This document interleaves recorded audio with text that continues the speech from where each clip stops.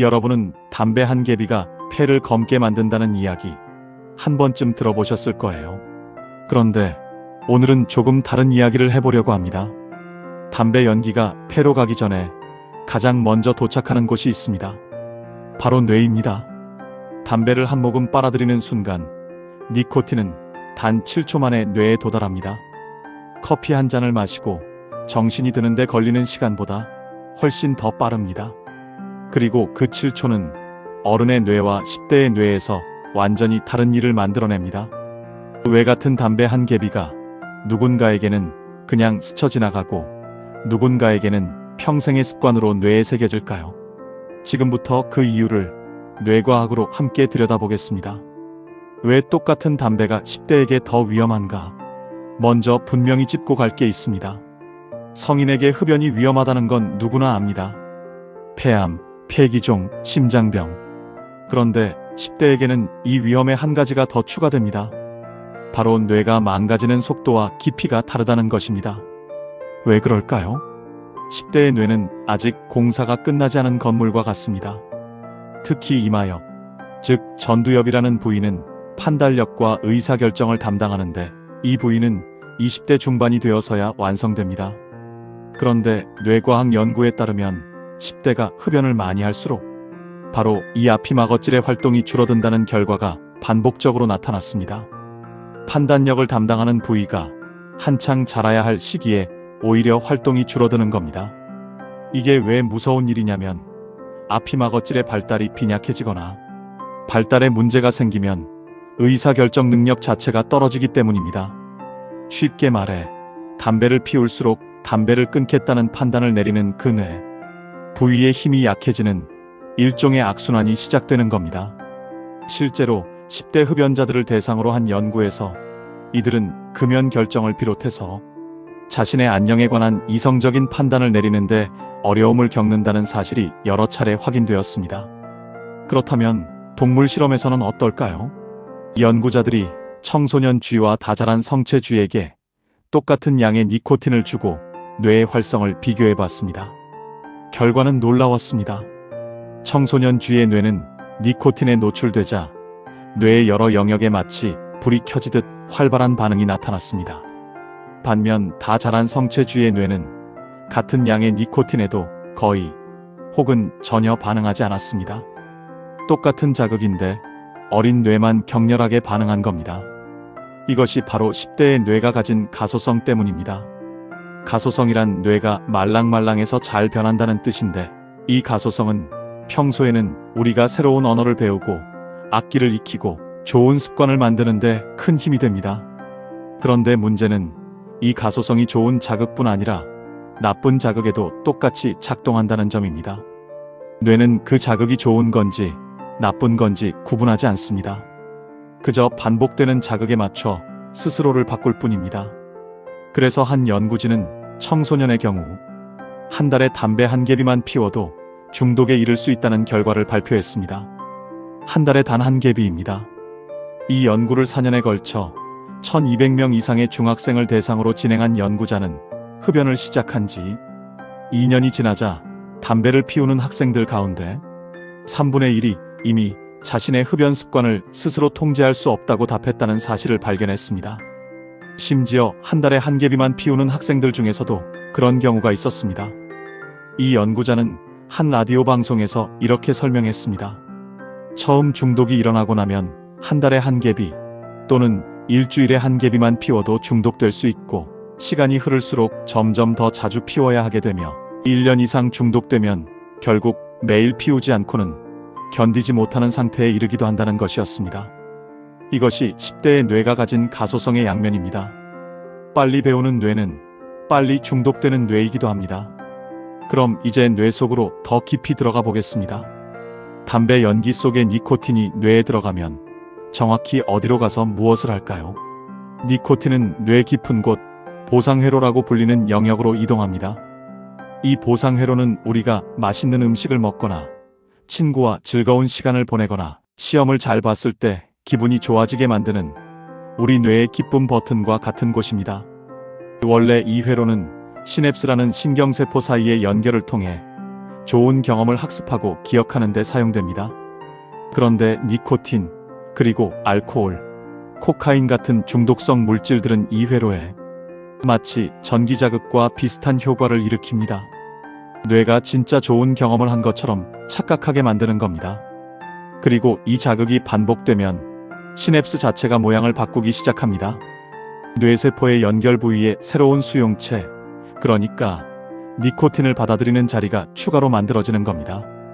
비유하자면 처음에는 문이 몇 개 없던 건물에 니코틴이 자꾸 두드리니까 뇌가 아예 문을 새로 만들어 붙이는 것과 같습니다.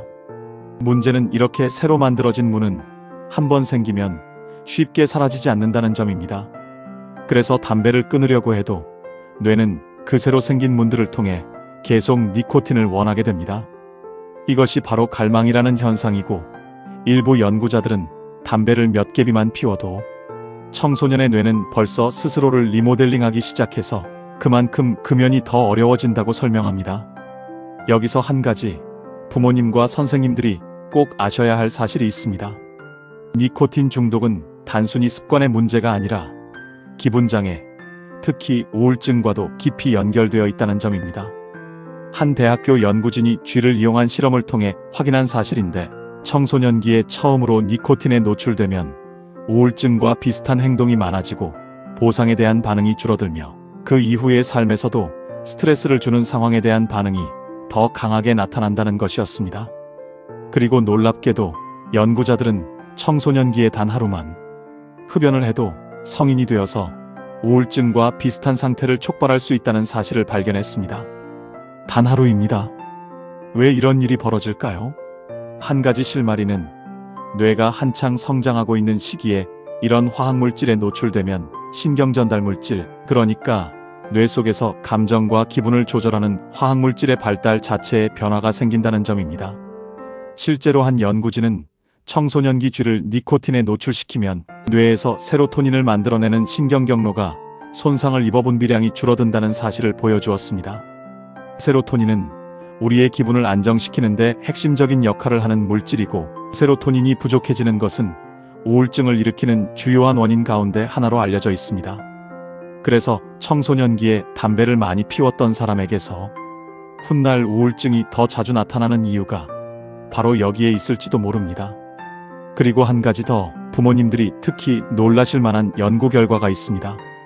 청소년기에 흡연을 시작한 사람은 그렇지 않은 사람보다 음주를 시작할 가능성이 3배나 더 높다는 것입니다. 게다가 니코틴을 장기간 섭취하면 알코올에 대한 내성이 높아져서 똑같은 취기를 느끼기 위해 더 많은 술을 마셔야 하는 상태가 됩니다. 그 결과 흡연자는 비흡연자보다 알코올依존증에 걸릴 가능성이 무려 10배나 더 크다는 결과로 이어집니다. 담배 한 개비가 단순히 폐 건강의 문제가 아니라 기분, 정서, 그리고 다른 물질에 대한 의존으로까지 이어지는 하나의 출발점이 될 수 있다는 뜻입니다. 여기서 잠깐 희망적인 소식도 함께 전해드리고 싶습니다. 미국 청소년의 흡연율은 지난 15년 동안 27%에서 19%로 줄어들었습니다. 다양한 금연 교육과 사회적 인식의 변화가 만들어낸 결과입니다. 하지만 이 감소는 비교적 최근에 일어난 변화이고, 여전히 미국에서는 고등학생 300만 명 이상, 중학생 50만 명 이상이 담배를 피우고 있습니다. 그리고 새로운 흡연자 가운데 90%가 만 18세 이전에 담배를 피우기 시작한다는 보고도 있습니다. 다시 말해, 흡연은 거의 언제나 아직 뇌가 자라고 있는 시기에 시작된다는 뜻입니다. 그래서 지난 세대가 흡연으로 인해 겪었던 피해를 살펴보는 일은 단순히 과거를 돌아보는 것이 아니라 지금 자라고 있는 뇌를 지키기 위한 가장 확실한 정보가 됩니다. 이번에는 조금 더 가까운 이야기를 해보겠습니다. 바로 내가 직접 담배를 피우지 않아도 영향을 받는 경우, 간접 흡연입니다. 담배 한 개비 안에는 4,000종 이상의 원소와 화학물질이 들어있습니다. 그리고 비소, 카드뮴, 암모니아, 일산화탄소처럼 이름만 들어도 익숙한 이 화학물질들 가운데 상당수는 흡입한 양에 따라 독성으로 작용할 수 있습니다. 그런데 이 화학물질들은 담배를 피우는 사람의 폐로만 가는 게 아닙니다. 주변 공기를 통해 가까이 있는 사람, 특히 자라고 있는 아이들의 몸으로도 들어갑니다. 신시내티의 한 아동환경보건센터에서는 코티닌이라는 물질을 이용해 실험을 진행했습니다. 코티닌은 니코틴이 몸 안에서 분해되고 남는 대사산물로 몸속에 니코틴이 얼마나 들어왔는지를 보여주는 지표입니다. 만 6세에서 16세 사이의 아동 4,399명을 조사한 결과 코티닌 수치가 가장 높게 나온 아이들, 즉 간접 흡연에 가장 많이 노출된 아이들이 읽기, 산수, 공간 능력 등을 평가하는 검사에서 가장 낮은 성적을 받았습니다. 이것은 우연이 아니었습니다. 간접 흡연에 전혀 노출되지 않은 아이들과 비교했을 때 IQ가 2점에서 5점 정도 낮게 나온 것과 정확히 일치하는 결과였습니다. 심지어 간접 흡연에 대한 노출 수준이 비교적 낮은 경우에도 IQ의 저하는 측정되었습니다. 이스라엘에서는 또 다른 흥미로운 연구가 있었습니다. 군대에 입대한 2만 명의 젊은 남성을 대상으로 흡연 습관을 조사했는데 흡연과 IQ 저하 사이에 분명한 상관관계가 있다는 사실이 밝혀졌습니다. 흡연을 하는 남자 청소년은 흡연을 하지 않는 또래에 비해 IQ가 더 낮게 측정되었고 특히 하루에 담배 한 갑 이상을 피우는 경우에는 IQ가 평균보다 훨씬 더 낮은 대략 90 정도로 나타났습니다. 참고로 평균 IQ 점수는 84에서 116 사이에 분포합니다. 그리고 만 18세에서 21세 사이에 처음 흡연을 시작한 사람들 역시 같은 연령대의 비흡연자에 비해 IQ가 더 낮았습니다. 이런 사람들은 10대 시기 동안 IQ가 떨어진 사람들 가운데 포함되어 있을 가능성이 있다고 연구자들은 설명합니다. 흥미롭게도 담배나 관련의 간접 흡연에 정기적으로 노출되었던 아동은 천식, 배앓이, 중이염 같은 의학적 문제로 고통받을 뿐만 아니라 신경계에도 손상을 입어 지적 능력과 추론 능력의 발달에 악영향을 받을 수 있다는 연구 결과도 있습니다. 그리고 안타깝게도 미국 아동 가운데 3분의 1이 가정에서 간접 흡연에 정기적으로 노출되고 있다는 통계도 있습니다. 여기서 부모님들께 꼭 전하고 싶은 말씀이 있습니다.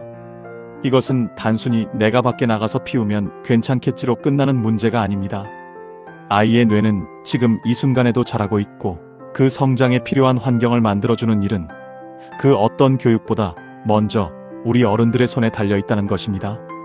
지금까지 무거운 이야기를 많이 했습니다. 하지만 이 영상의 목적은 여러분을 겁주려는 게 아닙니다. 오히려 정확히 알면 더 현명한 선택을 할 수 있다는 믿음에서 출발합니다. 먼저 학생 여러분에게 이야기하고 싶습니다. 여러분이 친구를 따라 혹은 호기심에 담배를 한 대 피워볼까 고민하고 있다면 딱 하나만 기억해 주세요. 여러분의 뇌는 지금 인생에서 가장 빠르게 자라고 가장 예민하게 반응하는 시기를 지나고 있습니다. 이 시기에 들어온 자극은 좋은 것이든 나쁜 것이든 훨씬 더 깊고 오래 새겨집니다. 그리고 흡연으로 인한 해로운 결과는 당장 눈에 보이지 않습니다. 그래서 위험을 인지하기가 더 어렵습니다. 하지만 눈에 보이지 않는다고 해서 뇌 안에서 아무 일도 일어나지 않는 건 아닙니다. 담배 한 개비를 피울 때마다 여러분의 뇌는 한 대 또 한 대 더 피우고 싶은 유혹을 만들어내는 회로를 스스로 만들어가고 있습니다. 이건 의지가 약해서가 아닙니다. 여러분의 뇌가 원래 그렇게 빠르게 배우고 빠르게 적응하도록 설계되어 있기 때문입니다. 그러니까 이건 내가 의지박약이라서가 아니라 내 뇌가 지금 한창 자라고 있어서 일어나는 일이라는 걸 꼭 기억해 주세요. 여러분은 이상한 게 아닙니다. 여러분의 뇌가 자라고 있는 것뿐입니다. 그리고 이 사실을 아는 것 자체가 여러분에게 힘이 됩니다. 친구가 담배를 권할 때 괜찮아, 한 대쯤은이라는 말 뒤에 숨어 있는 건 여러분의 뇌를 평생 바꿔놓을 수도 있는 작은 스위치라는 걸 이제 여러분은 알고 있으니까요. 이제 부모님과 선생님들께 말씀드리고 싶습니다. 자녀 혹은 학생이 흡연을 시작하지 않았을까 의심되기 전에 먼저 대화를 나누는 것이 중요합니다. 혹시 주변에 담배를 피우는 친구가 있는지 차분하게 물어봐 주세요. 그리고 담배가 성장하는 뇌에 어떤 영향을 미치는지 알아듣게 설명해 주세요. 다그치거나 겁을 주기보다 객관적인 사실을 함께 나누는 대화가 훨씬 더 효과적입니다. 청소년기에는 부모의 통제에 대한 반항, 그리고 친구 집단과의 유대감 때문에 흡연이 시작되는 경우가 많습니다. 그러니 자녀를 존중하고 그들도 스스로 객관적인 사실을 배우고 판단할 수 있는 존재라는 걸 인정해주는 태도가 무엇보다 중요합니다. 담배를 피울 때 일주일마다 혹은 한 달마다 나가는 돈을 계산해보게 하는 것도 실용적인 방법이 될 수 있고, 친구가 담배를 권할 때 자연스럽게 거절할 수 있는 구체적인 방법을 함께 고민해주는 것도 좋습니다. 그리고 무엇보다 중요한 한 가지는, 이 모든 이야기는 어른이 먼저 모범을 보일 때 가장 힘을 갖는다는 사실입니다. 10대는 아직 먼 미래의 결과를 충분히 고려할 만큼 뇌가 성숙하지 못했습니다. 그래서 한 번의 대화로 끝내지 않고 반복해서 꾸준히 이야기해주는 것이 필요합니다. 자녀가 귀를 막고 방으로 들어가 버리는 것처럼 보여도 청소년은 들은 것을 어느 하나도 완전히 흘려보내지 않습니다. 결국 그 내용은 시간이 흐르면서 자녀의 머릿속에 새겨집니다. 다시 처음 질문으로 돌아가 보겠습니다. 담배 한 모금이 뇌에 도달하는 데 걸리는 시간 단 7초. 그 7초 동안 자라고 있는 뇌는 어른의 뇌보다 훨씬 더 강하고 깊게 반응합니다. 그리고 그 반응은 단순한 스트레스 해소나 친구와의 유대감을 넘어서 판단력을 담당하는 뇌, 기분을 조절하는 뇌, 그리고 미래의 또 다른 의존으로 이어지는 뇌까지 바꿔놓을 수 있습니다. 이건 누군가를 비난하거나 겁주기 위한 이야기가 아닙니다. 오히려 지금 이 사실을 안다는 것 자체가 학생에게는 스스로를 지킬 수 있는 힘이 되고, 부모와 선생님에게는 더 좋은 대화를 시작할 수 있는 출발점이 됩니다. 여러분의 뇌는 지금 이 순간에도 자라고 있습니다. 그리고 그 성장의 방향은 오늘 우리가 나누는 이런 대화 하나하나로 조금씩 달라질 수 있습니다. 마지막으로 한 가지만 더 기억해 주세요. 뇌가 배우는 방식과 뇌가 중독되는 방식은 놀라울 만큼 닮아 있습니다. 둘 다 같은 자극이 반복될 때 일어나고 시간이 흐를수록 더 강하게 굳어집니다. 다만 그 결과가 다를 뿐입니다. 좋은 습관을 반복하면 평생 도움이 되는 유익한 기억이 남고, 중독성 물질을 반복하면 평생 풀기 어려운 갈망이 남습니다. 같은 원리로 작동하는 뇌이기 때문에 우리는 그 방향을 스스로 선택할 수 있습니다. 오늘 이 영상이 그 선택의 순간에 작은 도움이 되기를 바랍니다. 구독, 좋아요는 영상 제작에 큰 힘이 됩니다. 시청해주셔서 감사합니다.